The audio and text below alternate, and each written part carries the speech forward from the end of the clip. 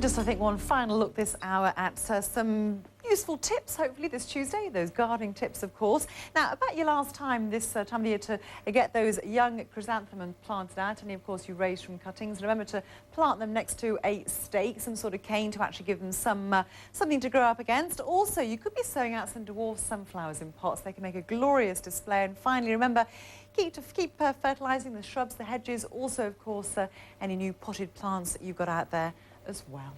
Richard, back to you in London. Jenny Harrison ravishing her sunflowers. Now, there's a thought. I'm still not sure you spelt chrysanthemums correctly.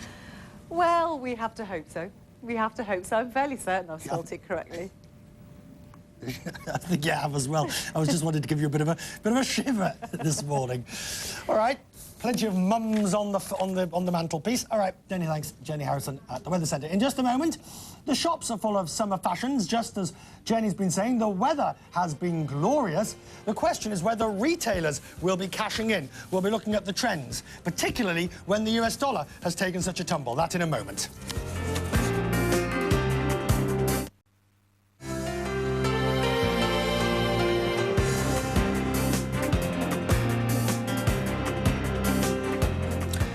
Welcome back. Now, I was just only joking with Jenny Harrison.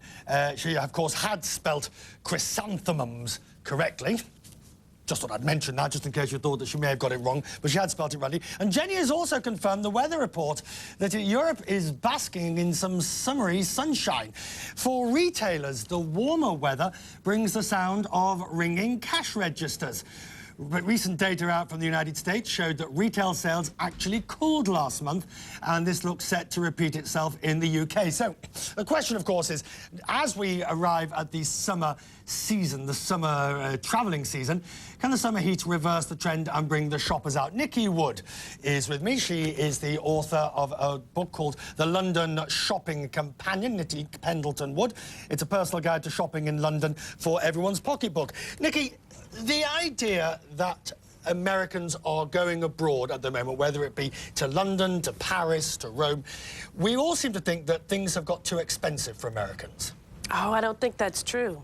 You know, yesterday I was in the West End. It was heaving with Americans. So they're coming here and they're spending money. They were in the shops, they were in the theaters, they were in the restaurants. I couldn't believe it. I've never seen this many Americans in England, not in several years anyway. But why is that? Because this is not a cheap place to be at the moment. No, it's really not. But you know, right now it's cheaper than it was this time last year. And it's perceived to be safer to come here. And, you know, $1.70 to the pound is a lot better than $1.89 to the pound. And I think people are just grabbing the cheap flights. It's the cheap flights. But there are no bargains in this city to be had, are there? Oh, I disagree. I've found loads of bargains in the book. Loads of bargains. Yes, well, go over again, mention the book. Yeah, the book, that's right.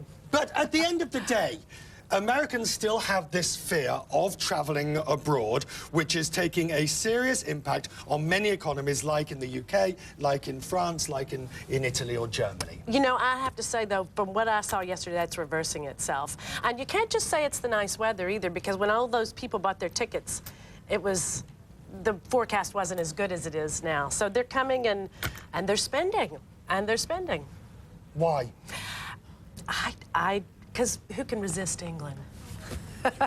Who can resist a bargain? Nicki, many thanks indeed for joining us this morning. Thanks for having me. Many thanks indeed. Now, before we love you and leave you, let's go for one last Europe's main markets lookout.